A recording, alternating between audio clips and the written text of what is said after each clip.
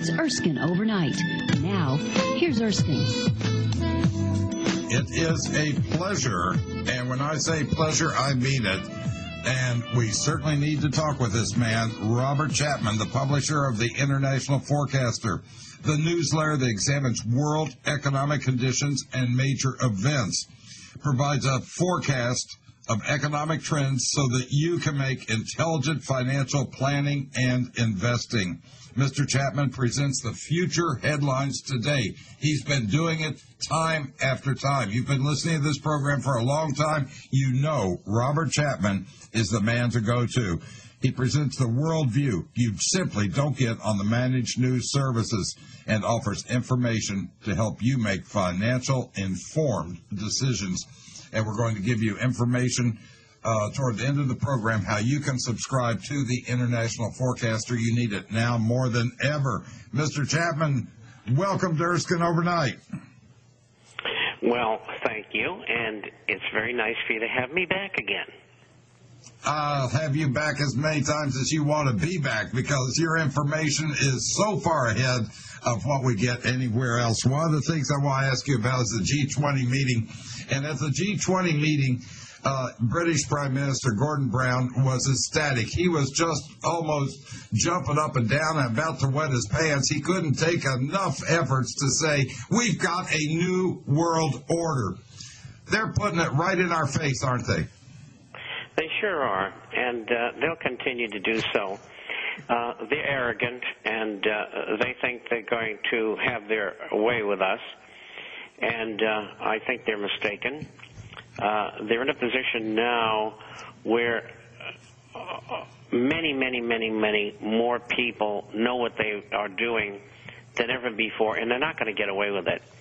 And so this is sort of the last test for them.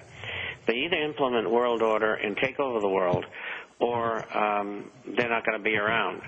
They're going to go to trial, and they're probably going to end up in jail, and that'll be the end, at least for the time being, of their new world order, so to speak. And so Mr. Brown was ecstatic because he felt that he was going to get what he wanted, or the other illuminists wanted, out of the meetings, and I don't think that they did.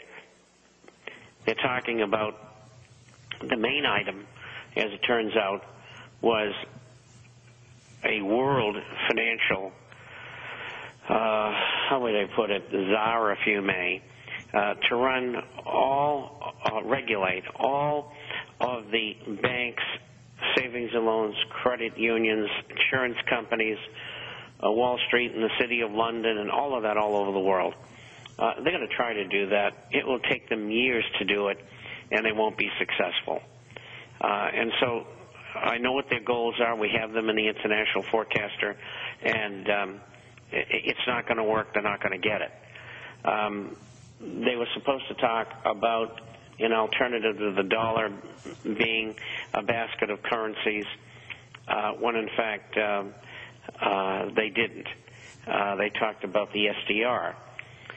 Essentially, the SDR is something that's been around for 50 years.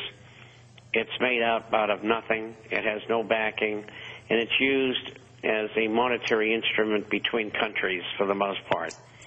You don't carry or wouldn't carry SDRs around in your pocket.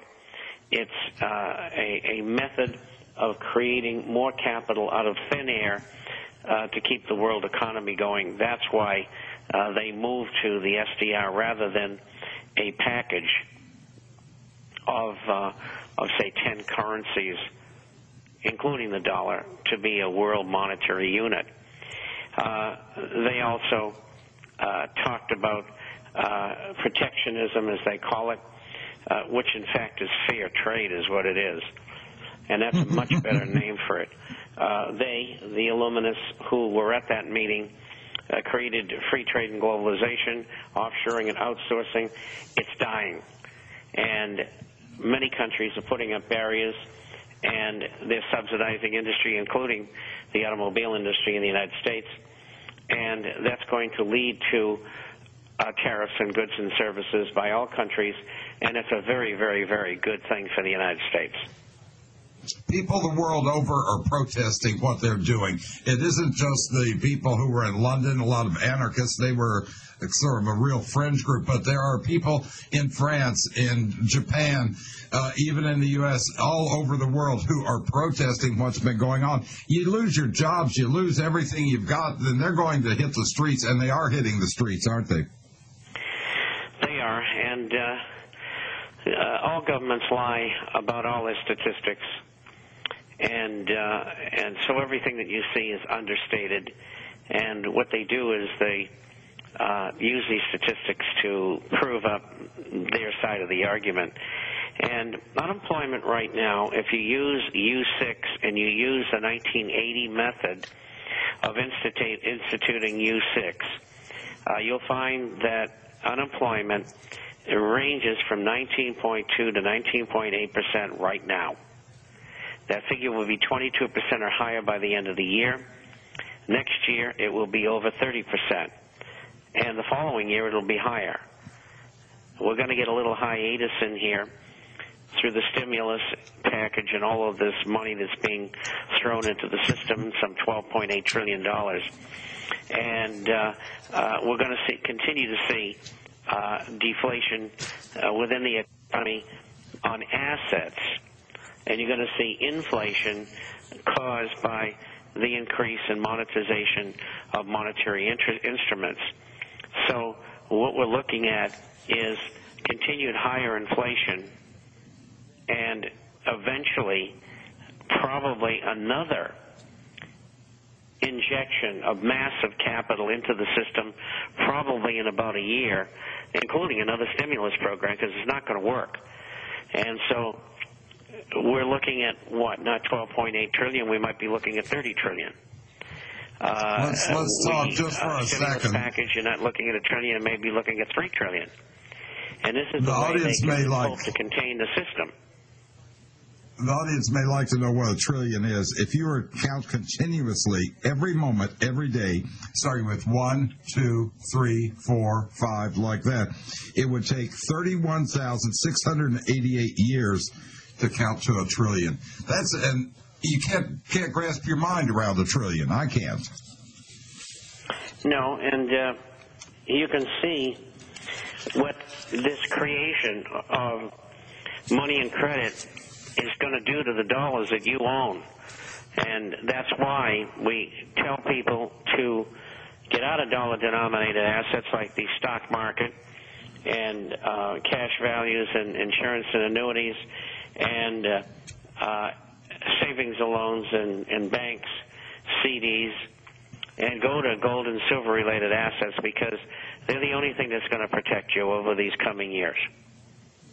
Money is just becoming, they're bringing so much of it that the value is simply not going to be there. Now, the bailout, why is it not going to work? Let me go to one thing that was in the International Forecaster that I found absolutely alarming and astonishing. The AIG bailout. Everybody's looking at what the monies were that went to the executives, but the U.S. banks got $43.5 billion, France $19.1, Germany $16.7, UK $12.7, Switzerland $5.4, Netherlands $2.3, Canada $1.1, Spain $300 million, Denmark just a paltry $200 million, $101.3 billion all went to banks on the AIG bailout. Wow. Let's talk a little bit about why it won't work when we get back with Robert Chapman, the International Forecaster.